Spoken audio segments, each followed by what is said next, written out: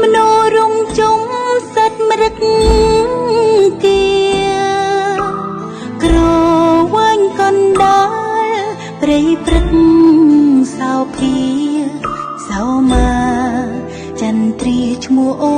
សោមស្រងអាកាសធាតុត្រជាក់ធ្លាក់ចលជុំនោជ្រោះស្ទឹងបឹងអូបងកានសំ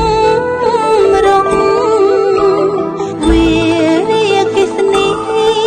អាតៃព្រំប្រងទឹកហំហូរច្រងភ្លើងភ្លឺគ្រប់ទី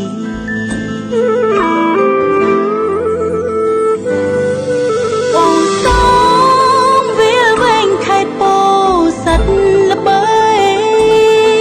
ផ្លូវលេខ10ថ្មីឆ្លងកាត់គិរីទាំងផ្លែទេសចរកំសាន្តមូលមីតំបន់ដីជីក្រហមចំការក្រុមនោះទេសចរបានមកជួបចិត្តផ្លែបើទូរេនសៅ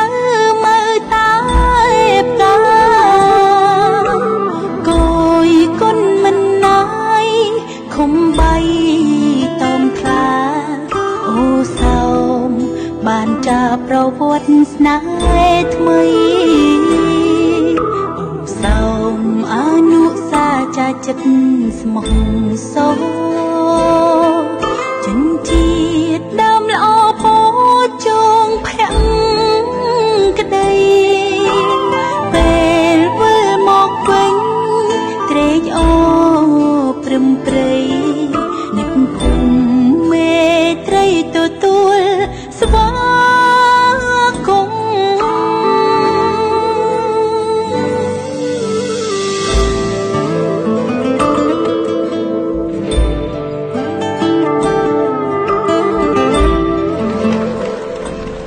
ផ្លូវបុប្ផាលាក់ខ្លួន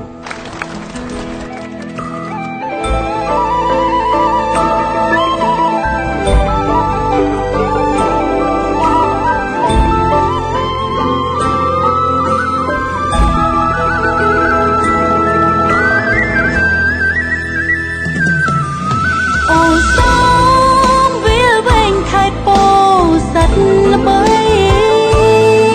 ផ្លូវលេខ10ថ្មីឆ្លងកាត់គិរីទាំងផ្លែទេសចរកំសាន្តមូលមីតំបន់ដីជីក្រហមចំការក្រុមអ្នកទេសចរបានមកជួបចិត្តផ្លែបើទូរេនសៅមើលតា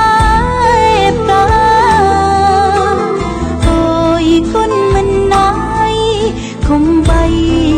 តងថ្លាអូសោមបានចាប្រវត្តិស្នេហ៍ថ្មីអូសោមអនុសាចាចិត្ត